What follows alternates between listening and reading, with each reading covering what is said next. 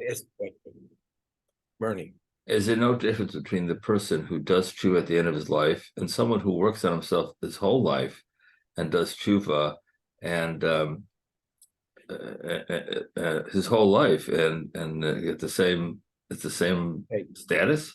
if a person, let's say, is not able to put on tefillin because he doesn't have an arm or he's not well, he's not held accountable for not putting on tefillin, but you realize he doesn't get credit for putting on tefillin because for actually do the mitzvah.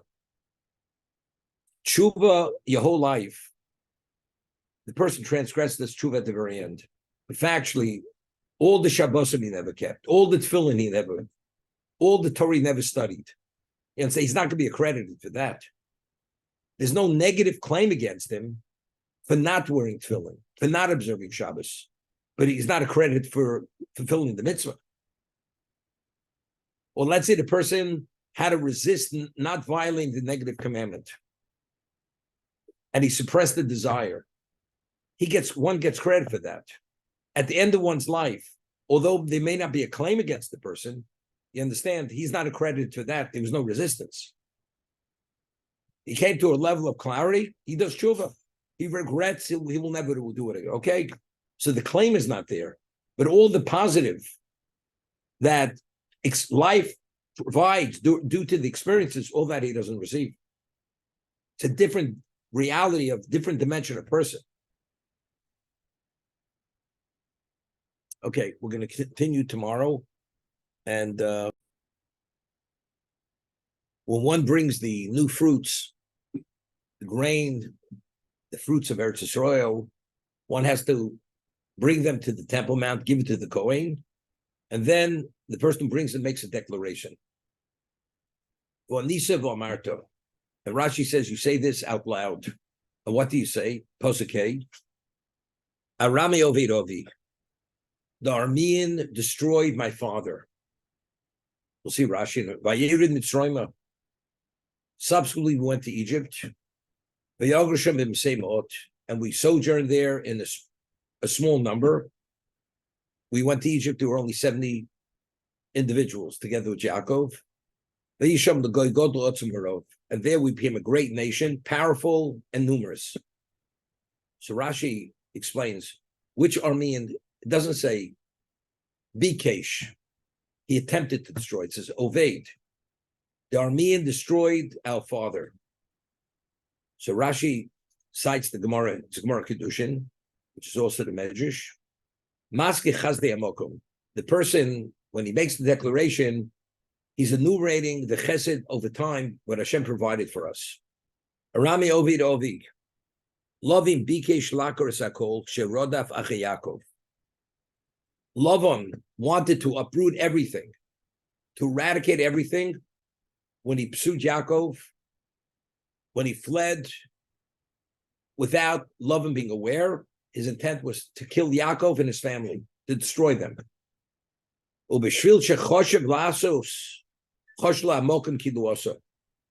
because his intent was to do it, to actualize that, although he did not, because God told him in that dream, don't do good or bad to Yaakov.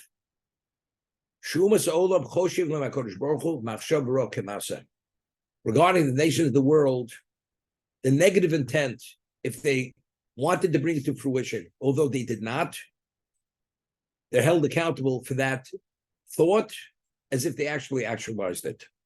Therefore, and it's all derived from these words, Arami Oved. The Aramean destroyed our father, but it was only Bikesh. The answer is because if Hashem wouldn't have intervened, he would have. Therefore, it's considered as if he did. The halach on the positive side, the Gemara says a person wants to do a mitzvah, and something interferes, he's not able to bring the mitzvah to fruition, he's accredited for doing the mitzvah. Why? Because why were you not able to bring the mitzvah to fruition? Because God intervened and didn't allow it to happen. So it's similar. The Midrash, very interesting Midrash. The Midrash says a person passes away, and this is we had in the Shari Tshuva, he said it's based on a picture of Rebbe Lezer. A person wants to finish Shas, wants to learn the Torah in entirety, and God takes him at the age of 30, and he's not able to complete what he would have if he would have the additional years. He's accredited for all the mitzvahs that he would have fulfilled during the additional years if he would have lived. Because why did he not fulfill those mitzvahs and actualize those various situations? Because God took his life. So the Midrash says you have two people. One person's 80 years old, and one person passed away at 40. The person at 40, he's fully accredited as if he lived that full life, if he was committed, that if he would have lived those full additional years, he would have actually fulfilled those mitzvahs. Because that person says to Hashem, I think I'm deserving, because I would have fulfilled them if you would have given me those additional years. You took my life before for whatever reason. If a person's life was taken before because he didn't deserve to live longer, so you can't fault God for taking your life. Maybe. But let's say we have concept, tzaddik mechapim ma'ador. Hashem takes a tzaddik before his time because the generation needs atonement. So in terms of the tzaddik, he would have wanted to live longer and continue doing more of the same. But for the sake of the generation, God takes him. So could you fault the tzaddik? Could you deduct from his count for the years that he didn't perform the mitzvahs? He can't be faulted. Hashem had to take him for the good of the Jewish people. There, he's fully accredited if he lived all those years. That's explicit in the Midrash. I had mentioned the Ohr HaChaim HaKadosh once had said that it says, Vayi Chai Sora. Sora lived 127 years. And then it says, these are the years of Sora. It concludes Shnei Chai Sora. So Rashi cites the Midrash immediately. If in fact she lived 7, 20, 100, 127 years, do you have to conclude these were the years of Sora? He's just saying she lived 127 years. So Rashi cites the Midrash, Kulon Letova, that all the years were good years, as bad as they were at certain moments. When she was taken by Paro, initially, all the years were good. But the Ohr HaChaim HaKadosh explains it this way. There's a question of Midrash. Why did Sari Menu pass away? What caused the death? When the Satan comes and it tells her what's about to happen, that Avram bound Yitzchak hand and foot and is about to slaughter him, and this is a son that was born to her when she was 90 years old, she couldn't deal with it, and she passes away. She expires from this. Okay? So there's a question in Chazal, was she meant to live only 127 years, but this is the way she died? She wasn't meant to live more than 120 years. Well, no. She was meant to live more than 127 years, except she was taken because of this event, being informed that a son is being slaughtered, and it was too much for her to deal with. So according to the position that she was meant to live longer, but her life was cut short because of this. Being informed. Shnei Chai Sora, with the pasuk saying, although she lived only 127 years, but this is the chesed Hashem, these are words of Ohr HaChaim HaKadosh. This is the chesed that Hashem does with the tzaddikim, that although they did not live the years and perform those mitzvahs, they're fully accredited as if they did. So although she lived 127 years and she was fully invested in those 127 years, Shnei Chai Sora, nevertheless, she's still accredited for the years that she was meant to live, although she only lived 127 years. That's the Ohr HaChaim HaKadosh over there on location. It's similar to this midrash we're mentioning, the 40-year-old person versus the 80-year person. He's accredited for living a full lifespan. The full lifespan of a person is 70 years. If Hashem would have allowed him to live 70 years, he would have filled the mitzvahs for 70 years. So God took him earlier. So we say, as in the negative for a non-Jew, a negative thought, if the person decides he definitely is going to perpetrate that, and he's not able to because Hashem doesn't allow him, But in terms of the person he would have, therefore he's held accountable as if he did it. So let's talk. Hitler Yimach Shemo V'Zichro. He would have brought about the final solution if he could have. Hashem did not allow him. He's accountable as if he eradicated every Jew from the face of the earth. Like Lovin is Arami Ovidovi, Hitler Yimach Shemo V'Zichro is Arami Ovidovi. He's accountable not for 6 million. He's accountable as if there's no Jewish people. Because if it would have been up to him, there wouldn't have been a Jewish people.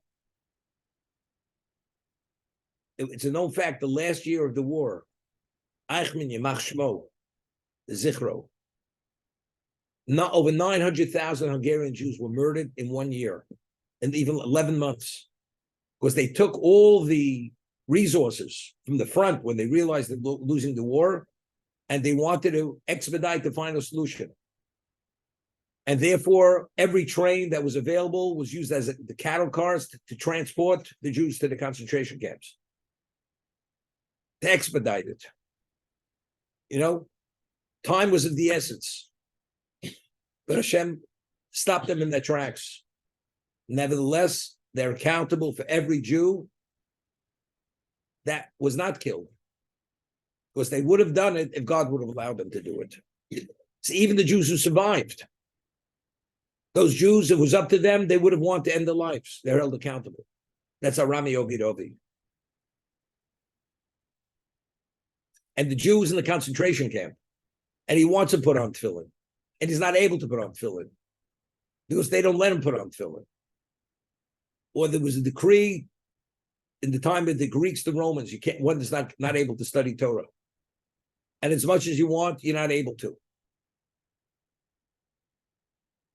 So you would, now the book is not available. The person is accredited as if he did the mitzvah. Okay? So the question is, what's the difference between a Jew and a non-Jew?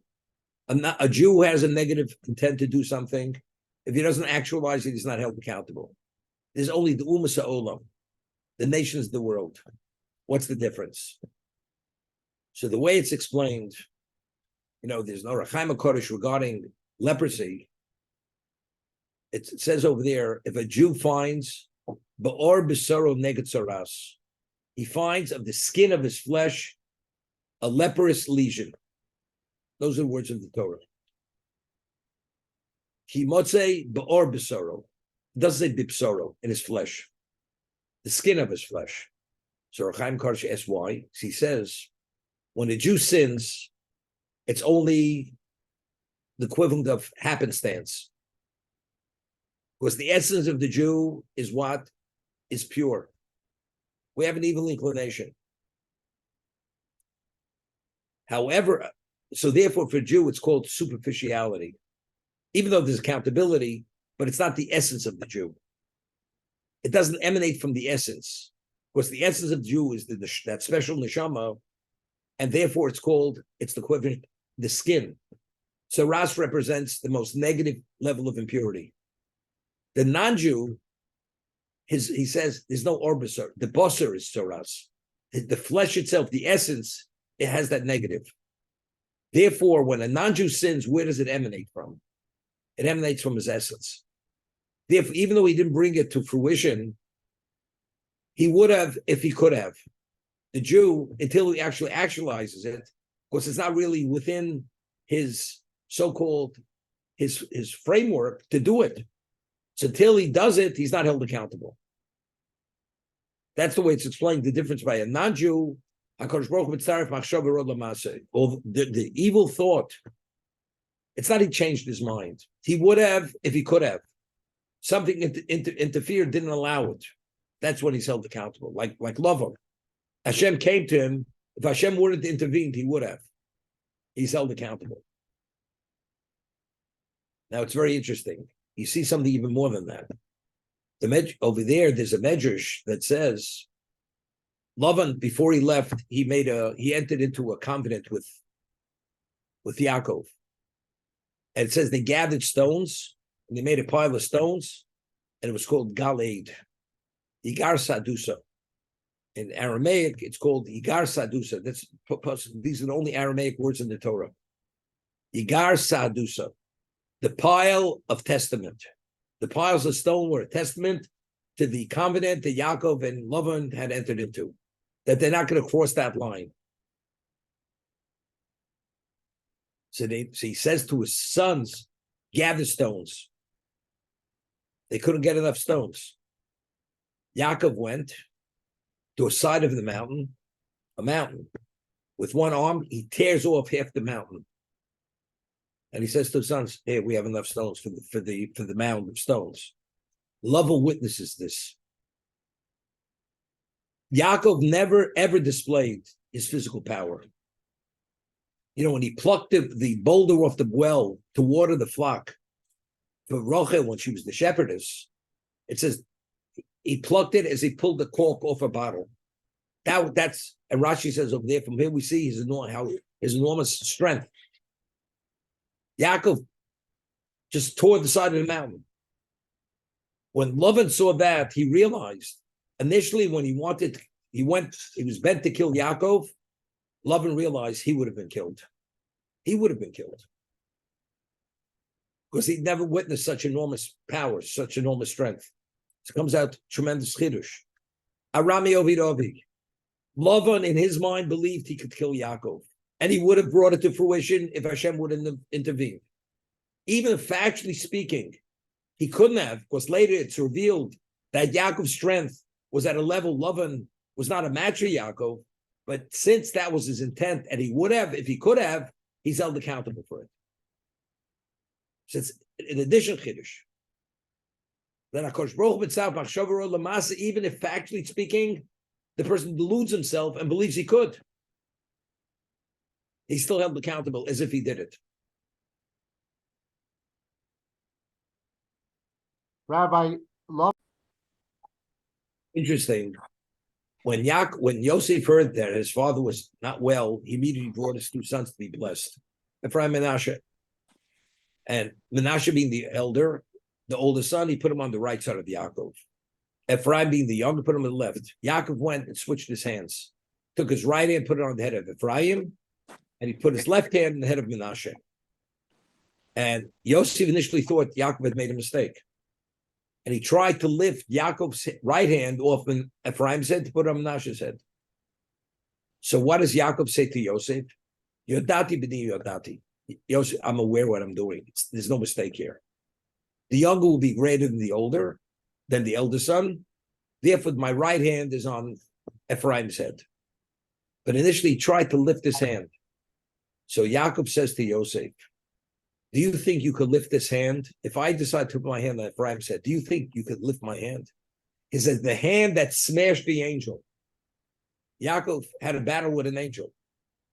And Yaakov was victorious. They fought till dawn. Do you think the hand the words of the measure, that smashed the angel, do you think you could lift that hand if I choose not to lift my hand? Impossible. You understand? You cannot lift that hand if I decide my hand should be there. That was just also a display of Yaakov's physical strength. And that's why he could tear the side of a mountain. And that's what he was saying. He had superhuman strength. Although Yaakov wasn't a man who was a giant. But within his own context of normal dimension of a human being, he had strength which was not describable.